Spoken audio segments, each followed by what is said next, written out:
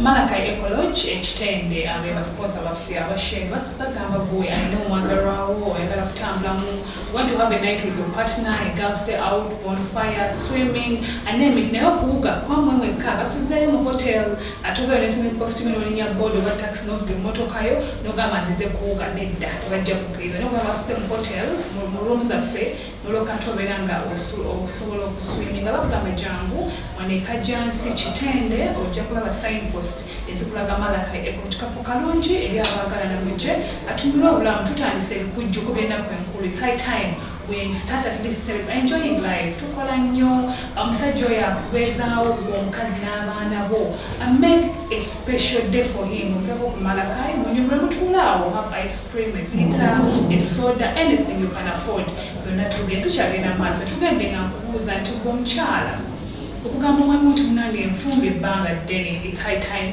ojja mbazadde bange mami Jebi kiba kikyamu kati kuba kusinga bwe wafumba ebbanga eri eddene nga from the word go tewasetting principles zo okitegera as a girl as a young girl watching control camera as a young girl watching this okay ng'omuwala omuto ayingirira obufumbo oba planning okuyingirira obufumbo ngokyali process ya dating better intention omuntu nga wakamufuna mulagirewo nti this has to take place in order for me to do this nti nze okubeera naawe yes nkusiimye nkwagala ne Bible yennyini oba Quran oba ki tekkiriza ebeera fornication ba mugenze mukati mu fornication yes yeah fornication so better intention kale weekwasaako omugambe nti nandikwa oba kale nti newetuba twanafone tukikola it is not too late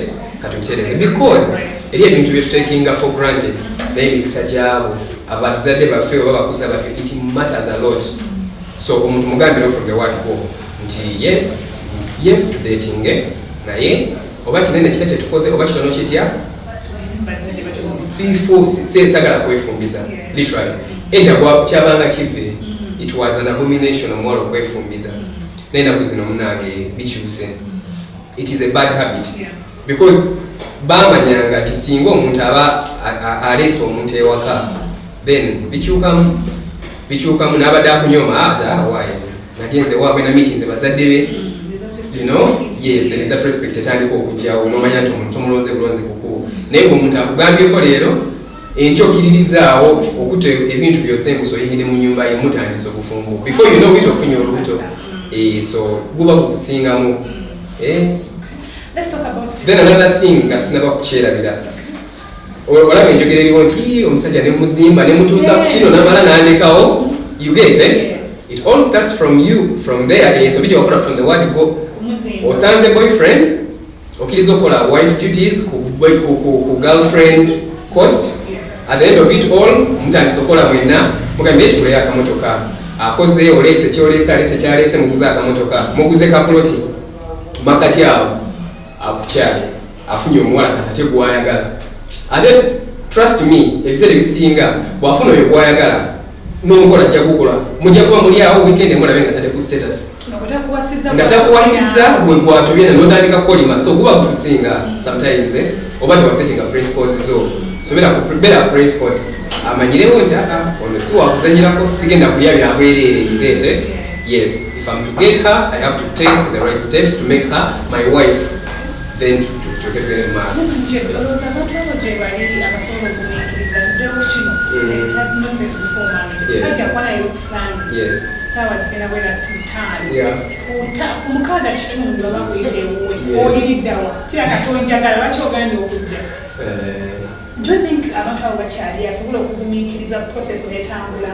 n'aloka okuwasa tewali tumunonya signals abantu abo gye bali ate by the way bw'oba ne mentality eyo nti abantu abo bagwayo abantu abalungi bagwayo era ojja kusisinkananga abo abakyamu gukyetekemu okkirize nti abasajja bavunanyizibwa bakyaliyo abasajja abategeera ebintu ebirina okutambula bakyaliyo bw'omusanga mulage nti okimulabamu sometimes abasajja confidence etupushing okola n'ebintu byetali ready kukola omuwala asobola kutuusa you're my boyfriend I see a very reasonable man in you nze nkulabirawo tosobola kubeera nange nga tontute na waka nga tokyadde nga tokoze emikolo sikulaba mubi yaye sikola ki ebyo byokka newabadde muntu muyayi ajja atandika kuhavinga something kwagala kyala girlfriend wange bingi byandabamu she sees a lot in me so sijja kumumenya yes so ebyo mbu abasajja tebakyaliyo trust me sex eyo gyolaba abamu wabanga abadde tali naye oludda mwebaga buli kibi kiriko ekirungi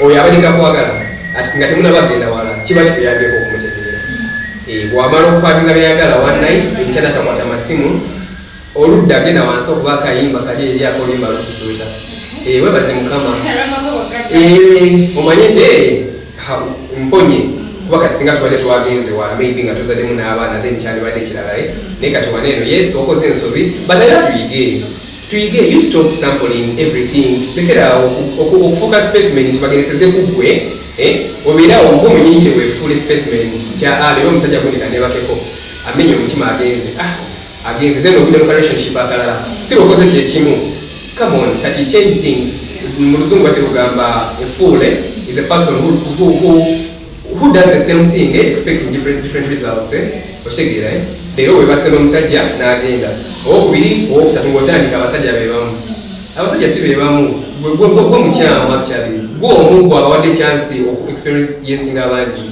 so wabanga oli wahavinga naye sex before marriage nakudisappointinga at least owokubiri mugambe no let's hold on. What is going to keep him to hold on? Church gano mu nagala kuda mu Uganda mu. Church gando okubanga kimugumikiriza kimubeezaawo nga kutambusa courtship eno tukyale maybe twanjule I move in as a woman nene mbaga. Ekibe ngendo okubanga mubeesabeesaawo nga seegase naye nga mulaga nti ndi mukyala. Okay. By nature, of course, tuli bantu.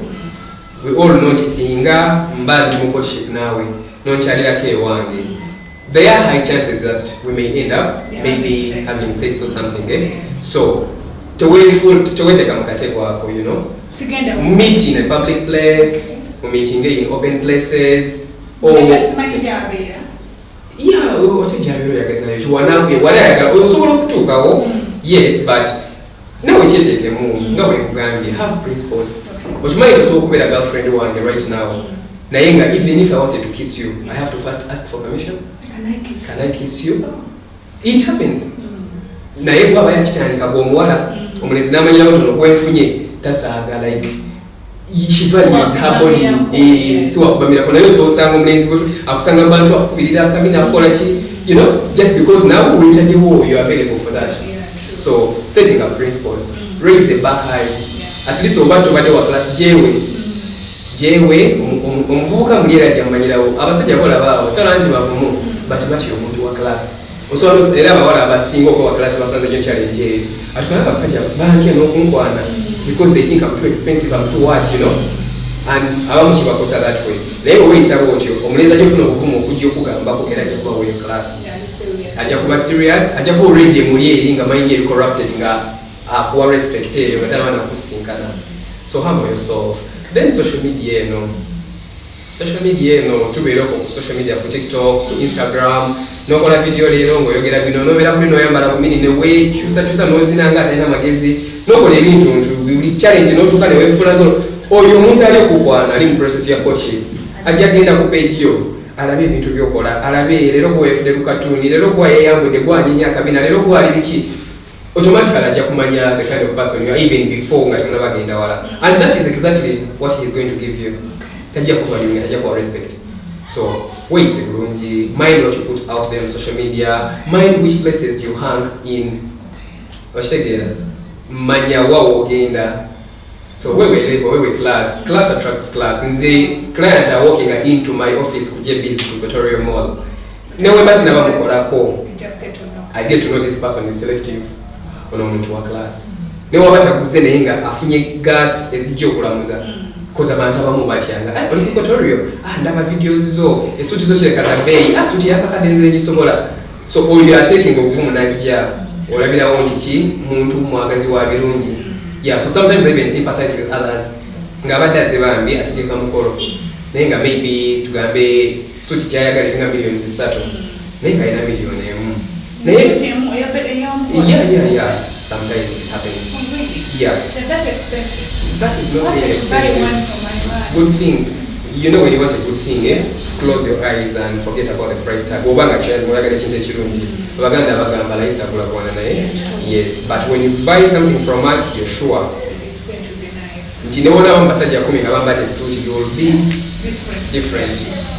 Oshegera, so price tag eyo era tukolera nnyo. When you make money certain things ojja kuba edda nze wenali omuvubuka for example in my senior 6 vacation, senior 4 nga wengenda mu restaurant nja kusooka katugambe ngezi nga KFC nja kusooka ntunule an order of something not because it's what I want but because sente zirina okweresaawa so olaba nti ojja kusuubwa ebintu ebirungi simply because you don't have it. Yeah, so it is very very important to make money. Nja kukigamba nja kikugamba emirundi gyonna. Wow. Before us making money now, especially when courtshiping and as of Mulaganti, I'm not having you, we're not having anything till when you come to my parents, come back. So we're often in Igisamu, but I never feel. Talk cheap. How do you tell when a woman in a sense?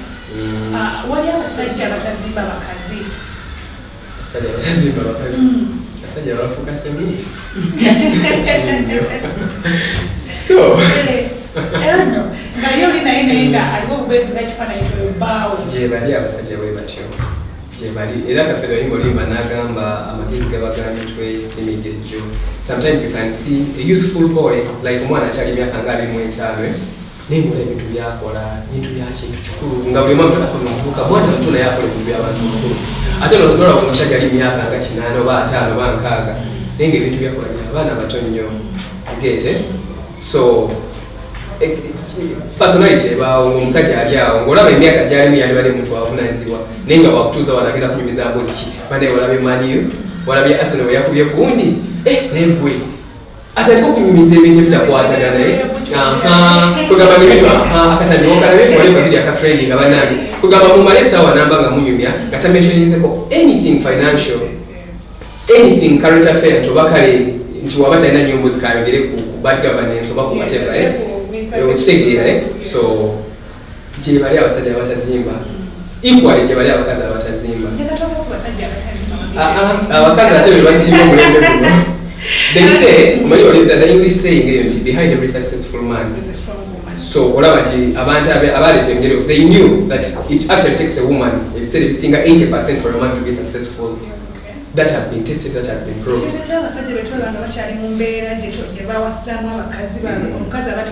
Exactly. Ebiseera ebisinga bw'ocheckinga bulungi ebiseera ebisinga it is the woman who has not played their role. Yes. Omukazi ono alina kukola atya okulaba ng'azimba omusajja talking oba acting to why kuzimba ennyumba commanding kati olaba omukazi the women nga bwe nakugambe women empower us to do certain things ebitali mufe women can change our nature. Personally, I was a very short-tempered man. Nze nalina obusungu nga a slight thing like this can turn me off nembogoka nenkola ki. When I got my wife, she was a humble person, very soft-spoken.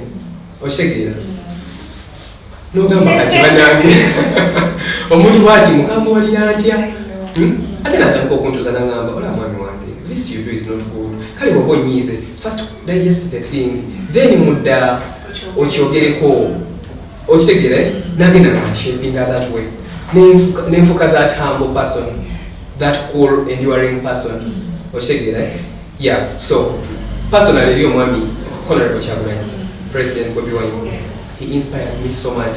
He inspires me, his story inspires me 100%. Na ye, in the long run, mumiri mujafiti, you know, they became our family friends. Tumanyiganyeko, the histories.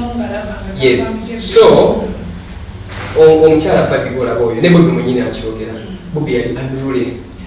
Yali kibando oli omubi. But nafuna Babi. I am sure that 90% whatever we see right now in Bobi Wine, Babi has played that role in the background. So women, really gifted by God.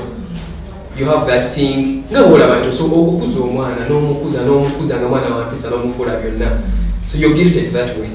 So check your husband, check his failures. Find a better way. Direct. But find a better way. Find a better way. Olabe tu abagenze mu bbaala chechi bachifuddeko maybe business was done the way. So you find a better way of showing him, oh, no, work is going to be fine. This can be like this. Create a happy moment with that person, and you will transform them in the long run. Yeah, so omukyala nze failures zabba wezisinga weekyeki nga omukyala abasajja ffe tuli bantu bawize omusajja talina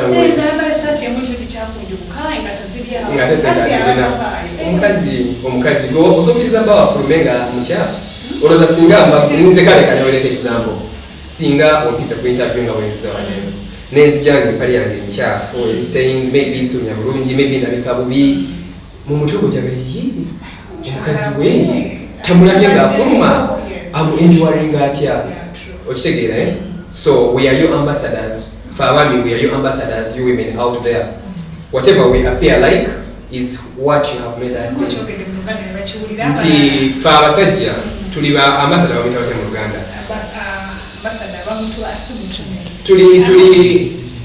tuli bakiikirize bamwe oba akaŋŋambe nti nze omwami kyonna kyendabika wabwere eyo kikulaga omukyala wange kikyali waka okitegeera wemba nkede ku makya nenzija ku office nembogolera buli omu 90% chances nti ewaka omukyala akedde kuntangula akedde kunkyankalanya okitegeera so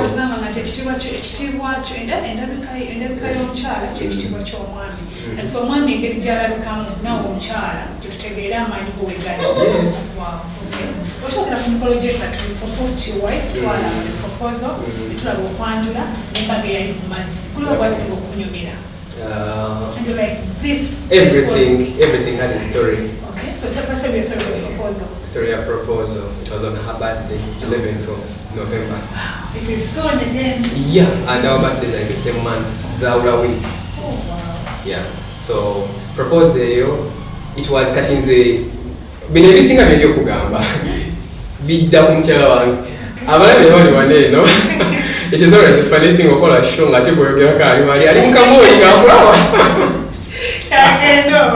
naye nze wena meeting omukyala wange wano mu courtship yaŋambirawo wanyijedde nze mama wange yankuza ngamba bwati singa neefunza neneereeta nja kuba mudisappointing nze so when I met her twali nga tutomana kumala na myezi 5 naye nga aza tukola kijja kyogererawo awo tumaze okukanya tweyagala naki but for me to walk in, for me to stay with you, ABCD must happen. Okitegeera so nandagirawo but nange ng'omuntu I had that background nti I know I don't have to do this before this ntoba nakikolako emabega nyinza oba nabikolako but from my history nenjiga nendaba what it caused me nendaba byenasinkanamu mu process y'okwefumbiza nti nesobola nze nafuna sente nga kyalivubuka muto myaka 18 nga nkola nsobola okwepangisiriza nsobola okukola ki nsobola okusuza omuwala gwenjagala so manyi ebizibu ebyajja with that nentuka nekikola ki nekivako so wenafuna omukyala ali serious, she looked serious netukanya yes all through the courtship nga bwobuuziza yes please we did not mukama ndaba God knows you kept it till the wedding day yes Empress kada aweze miezi 10 nekyo tulina abaana Empress bwomanyiko fefe tutuvudde wala it's not the wedding eno gyolaba that matters a lot the what I'm meaning is meeting the parents kale kubanga these weddings it is not biblical mu Bible tekirimu nti mujja kukola embaga mwetekeko empeta mukole ki but Bible gamba ojja kuva ewamwe ogende ofune omubeeze in that process I'll go pick you from your mother's home so yeyembaga in truth biblically yeyo the right step eyo kukyalo okwanjula yeah so those steps ebitubiwa mu camera by the time when akola okukyala tebyali mu camera no one knew so before me doing a lot I had met her parents she had met my mother because my dad died I had met her pastor noza twali twaka meeting I think like the first 2 months nangambirawo I want to take you to one of the important people in my lives you're your pastor way nengende wa pastor way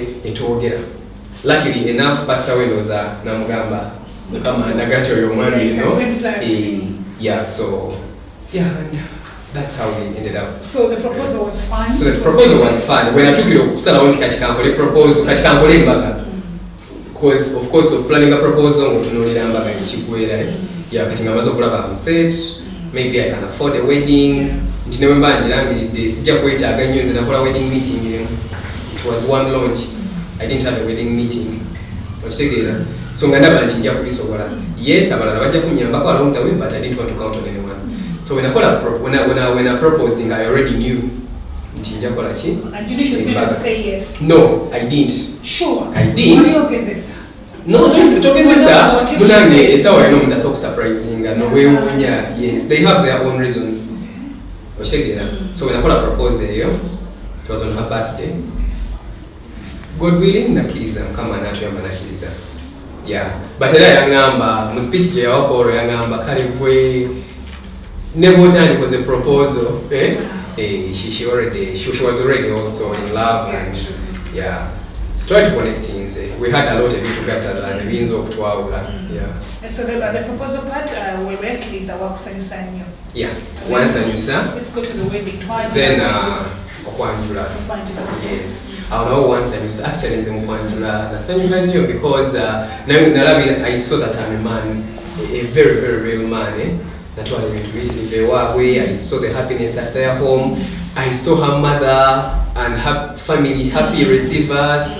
You know, I saw my parents go ewawe masana katugenzeyo kwanjula. So nenda batikati ndi musajja. Si yakusaba ati no jambo nya. No. Yes. Natugenda kyakambere okubaka before you give mukyala wo okubaka abantu abali tuli mu season ya mikolo maliriza tuli season ya mikolo tetutidde tugambe esuuti za million 3 ayinza okubanga ayinategeeza nti tewalizika wansi wa million 3 so aleeyo gagamba nti I would love to come olina essomero erisomesa abaana amasuuti okakola amasuuti gokka wano right now tuli ku mainwear. For now, we are going to introduce other courses. No. As long as we adult above 16 years, tukubalanga omuntu omukulu netwetaaga. Okay. So abantu tujjawa mwana wange relative wange njagala nsibirenga asayiga okutunga amasuuti. So tulina essomero erisinga obulungi Adam meaning it. Tulina essomero erisinga obulungi wano mu Uganda. When it comes to equipping omwana wo oba gwalaba okuwa skills zeweetaaga okusobola okuba fashion designer yasinga era tagline yaffe eri breeding urban stylists. Funa obudde gyokyaliko okusomero lyaffe ogenda okoleko ne research mu masomero amalala olabe. I'm not trying to decampaign other schools but kyannuma nnyo nze okutuuka okusalawo nti katukole essomero nga bwe ntuuka okwetaaga abakozi abanyambako mu production olanga emirimu omuntu najja nga alina degree naye nga tasobola wadde kukomola kasaati ka uniform okitegeera naye ffe tukoze essomero lino mukama atuyambye in 3 months tulina abaana abaproducing engoye ezambalibwa so tuli 100% practical and kyekyo kifula ab'enjawulo twebaza mukama mwatulesiga ne mutuwa abaana right now tuli full naye tujja kuba tuopeninga other semesters nga tuyingiza abaana bapya. Yes, so mwebale yes so kyekifula ab'enjawulo we are practical 100%. Yeah, so tuli kiwango ezino Mukerere Road Mukono district. Yeah. Okay. Amatalize n'amasuuti of course the very number eri wansi yange nebambi musabenga musaba bya ddala abanga mugisaba kukozesa ebyo mwagala okukola best man mwenna abayina mu mikolo weziri abali ate mu abayina emikolo kati December ayingidewo. We have amazing offers eziri okujja Katale ab'embalala Western Uganda tuli opening up the JB's branch, a corporate branch ya mikolo strictly. Tugenda kubawa amazing offers. The Infotrust Property Consultants erikugula office ya Embara fetulu wamu wagambye kukolera wamu. The office ya fenene twafunye kizimbe kiwanvu wechi side eno office ya mchala wange side eno office ya okitegeera. So jango fune offers ezisinga. Come and get Uganda's finest, come and get the finest touch in Kampala and obere ku mukolo gwo nawo gamba yes nayambadde nanyumye. Ndoza bakola bikitegeke katumuleke manije bijja muzza had a lot jakudda nga tujagenda ku kotolo mu office ye maase tulete kadro ku masuti agenja bulo tubyogere nga tuli wali manije bi njagala mbere okubaka mukyala wo obubaka oli ku nsomako njagala kulabe. Okay, camera ilipo? Tereza camera. Okay, my dear wife, mchala wangu mimi. See, I don't know, simanyi sala chijena sala. I don't know the kind of prayer I prayed when God let us meet. But one of the most beautiful things that have happened to my life is meeting you. And yes, my wife has made me the best man I've ever wanted to be. Has made me that gentleman my dad wanted me to be. And I'm so proud and thank you for shaping me. You've also helped me become that perfect man. You've been a good wife to me. It takes two. So I'm super proud of you. I love you. And as long as we are still breathing, you are and will always be my partner, my love, my everything. Ranga, imagine kugamba tubaleka tubereke demo na ko Richard Kumande was next time in camera and my editor Fad, thank you so very much. Abantu abantu batusaba batutusa kumamba batusaba ende tubabaleta musula bungi ate tomorrow be Monday broka tukolesha mimi mtupende kwa Samantha Namaka amebali nnyo amebali ate tomorrow akale kwa child.